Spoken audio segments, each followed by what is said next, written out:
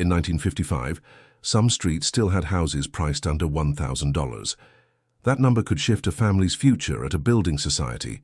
Subscribe to the channel today for more stories about Britain's homes between 1955 and 1960. Rationing had ended. Habits stayed tight. Coal-heated front rooms. Washing dried near the range.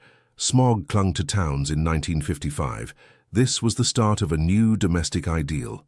The coronation still shaped taste and pride. People wanted a separate kitchen. People wanted an indoor toilet. People wanted a small garden. Some found it in a post-war semi. Some found it in a repaired terraced house. Council estates expanded at the edges. Prefabs still filled the gaps. Shops opened along old parades. The BBC Home Service set the evening rhythm. A Ford Zephyr on the curb could signal a better job. In this series, we will walk 20 streets and read them like evidence. We will track prices and layouts from 1955 to 1960. We will follow repairs and upgrades that changed daily life. In 1955, a street was a unit of daily life. It was not just an address. It was a route, a rhythm, and a shared set of rules. Terraced houses ran in long lines. Front doors opened straight to the pavement. Semis sat back with short drives and clipped hedges. Many streets ended in a small parade of shops. You had a grocer, a butcher, and a chemist. You had a post office and a red pillar box. The co-op was a marker of payday and points. Woolworths and the market bus were close by in many towns. Soot sat on window ledges. Coal lorries and ash bins were normal. Prams rolled past with shopping bags hooked on the handles. Children played near the curb and watched for Austin A30s. A milk float could stop the street for a minute. You measured distance by foot and by bus stop. You knew the corner where the smog gathered. In the next part, we step inside these houses and price what they offered. In 1955, buying a house began with a small plan and a strict routine. Most buyers started with a deposit saved in cash. They used a post office savings book or a local bank branch. Some used a savings club at work. Many couples saved from the weekly wage packet. The building society was the main gateway. You met a clerk across a desk. You brought payslips and references. You discussed the street, not just the numbers. A manager could judge reliability by reputation and steadiness. Mortgages were often short by today's standards. Terms of 15 or 20 years were common. Interest could move, and that risk felt personal.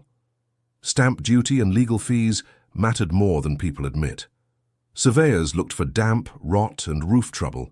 A bad chimney stack could kill a deal. Families stitched it together with sacrifices. They took fewer holidays. They kept the same coat for years. They did repairs themselves after work. They accepted a scullery before a fitted kitchen. Next, we place this toolkit beside council estates and waiting lists. That contrast explains why some streets stayed under $1,000. In 1955, council housing set the frame for the whole local market. A private street did not exist in isolation. It sat beside a council estate, a prefab site, or an overspill plan. Many families were still on waiting lists. Allocation depended on need, not choice. A new council house could mean an inside bathroom and a garden. It could also mean a longer bus ride and fewer shops at first. Tenants often moved from bomb-damaged terraces or overcrowded lodgings. Post-war planning shaped these areas. Councils cleared slums and marked zones for new builds. Low-rise estates spread on the edges of towns. Some used traditional brick and tile. Some used concrete panels and system builds. Prefabs filled urgent gaps and stayed longer than promised. Council building changed nearby prices in two ways. New estates raised expectations for space and facilities. Older private terraces looked dated by comparison. Some streets stayed cheap because buyers feared clearance. Some stayed cheap because mines, mills, or rail yards were close. This is why under 1,000 often meant a trade. You traded location for condition or status. Next, we step into the sub-1,000 houses and list what you actually got. A sub-1,000 house in 1955 rarely looked new. It looked lived in. It often sat in a narrow terraced row near the works. You entered straight into the front room. This was the best room and it stayed tidy. A small fireplace took coal and warmed one end of the house. Behind it sat the back parlor. This was the real living room. It held the table, the wireless, and the evening tea. The kitchen was often a scullery. It had a sink, a cold tap, and shelves. Hot water came from a boiler on the range. Outside, you might have a coal shed and an ash bin. The toilet was often in the yard. Some houses had a new indoor WC, but it was still a selling point. The garden was small and practical. It held a line, a few pots, and sometimes an old shelter base. Repairs were make-do and easy to spot. You saw patched plaster and damp on the party wall. You saw lino instead of tiles. You saw wiring added in stages. Next, we look at the materials and mid-century details that signaled change. In 1955, modernization showed up in materials. Older terraces had solid brick walls and cold corners. Newer semis often used cavity walls for better insulation. Pebble dash covered many fronts. It reduced maintenance and masked rough brickwork. Concrete panels appeared on some council estates and system builds. They sped up delivery, but they raised questions at survey. Roofs were usually pitched with plain tiles. Inside, picture rails still ran along many walls. They suited framed prints and kept nails off plaster. Fireplaces still shaped the plan. A coal fire stayed central, even with new electric sockets. Some homes added tiled surrounds and narrower grates. Kitchens began to change. More houses gained fitted cupboards and a gas cooker. A larder and a scullery sink still did most of the work. These details marked the move from survival to comfort. Next, we follow the weekly routine that made a house feel stable. In 1955, routine gave a house its meaning. Monday could still be wash day. Steam rose from a copper in the scullery. Sheets went on the line if the rain held. Coal arrived in sacks and left dust on the step. A coal fire warmed the front room for the evening. Paraffin heaters helped in back rooms and landings. The smell stayed in curtains and cardigans. A pram might stand in the hallway near the lino. A gas meter took coins and clicked in the dark. In winter smog, windows stayed shut. An airing cupboard felt like a modern win. So did a hot water cylinder that worked on demand. Many homes still had cold taps upstairs. Many still carried water for the bath.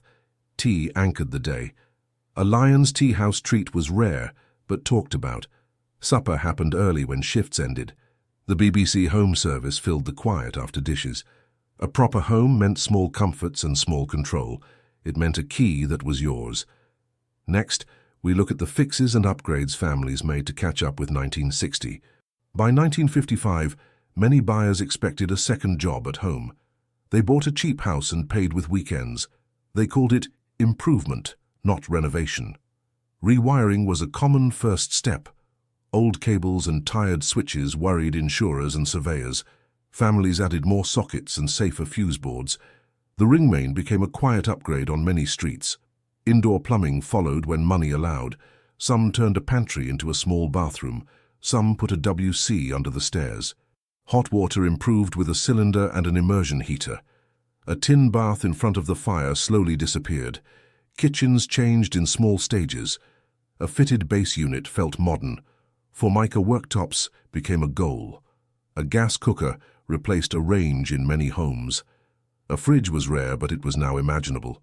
Damp was the constant fight. People repaired gutters and patched roof felt. They scraped flaking paint and sealed drafts. They learned which walls always stayed cold. Saturday became the work slot. You went to the ironmonger and the timber yard. You carried home paint, hardboard, and nails. You took pride in visible progress. These upgrades pushed some streets past the $1,000 line by 1960. Next, we used that idea to map where bargains still hid across 20 streets. Now we turn the title into a route. We are not touring landmarks. We are tracing 20 streets where $1,000 opened a door in 1955. Some are industrial terraces near mills, docks, or foundries. Soot sits on brickwork and window frames. Backyards are tight and shared. Prices stay low because the air is harsh and the work is close. Some are railway streets built for shift workers. The station is a 5-minute walk. You hear wagons at night. The houses are narrow, but the location is practical. Some are seaside towns with tired boarding houses nearby. Seasonal work keeps values uneven. A small semi can be cheap behind the promenade. Some are over spill edges where new council estates rise beside older private rows. The plan changes the market street by street. Bargains hide where services arrive late. In each place we will note layout, repairs, and the feel of the block.